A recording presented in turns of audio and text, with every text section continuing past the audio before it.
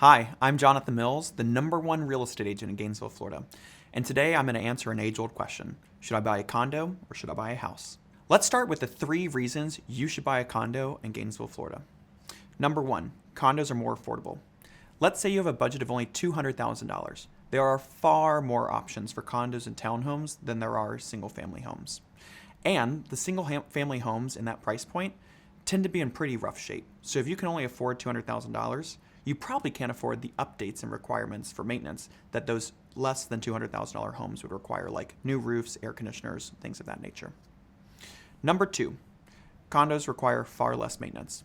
If you're looking for a maintenance-free living opportunity, single-family homes probably isn't for you. While on the other hand, condos are a great fit.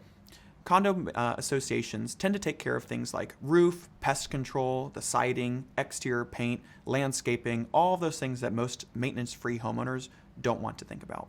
So if having a maintenance-free lifestyle is important to you, a condo might be a pretty good option. And number 3, proximity.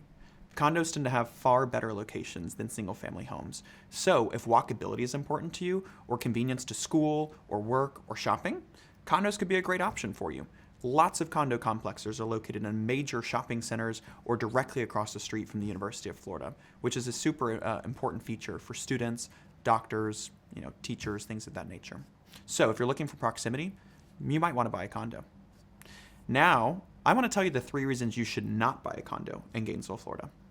Number 1, while condos tend to be maintenance-free, that comes at a cost. You're going to be paying an association fee, and in Gainesville, those tend to range somewhere between $200 and $700 a month for a small condo. So let's talk about this. Many times in my career, I've seen condo association fees go from under $200 a month to over $500 a month in a very short period of time, 1 to 3 years. That could be catastrophic for someone. So let's talk about that.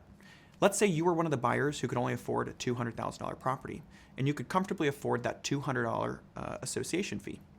What happens when it triples to $600 in 2 years and you can't afford it?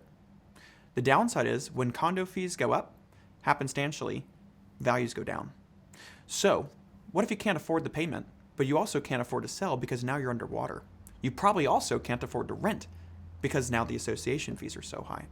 You're going to be stuck, and that happens all the time. When these things happen, you're jointly and severally tied to all of the owners in that condo association, which means when some people stop making their payments, the fees will continue to rise, and things like assessments will start being made to cover the cost of the owners who aren't contributing or who have just lost the properties. That can be detrimental. It's a very deadly cycle. Number 2, historically, condos take a lot longer to sell than single-family homes. It is not uncommon for a condo to sit on the market 6 to 12 months in this market, while single-family homes are still selling in days or weeks. If you need something you can sell fast when you're looking to move, condos probably aren't the right choice for you. And finally, a pretty easy one, privacy. If you're looking for privacy, condos probably aren't the right fit.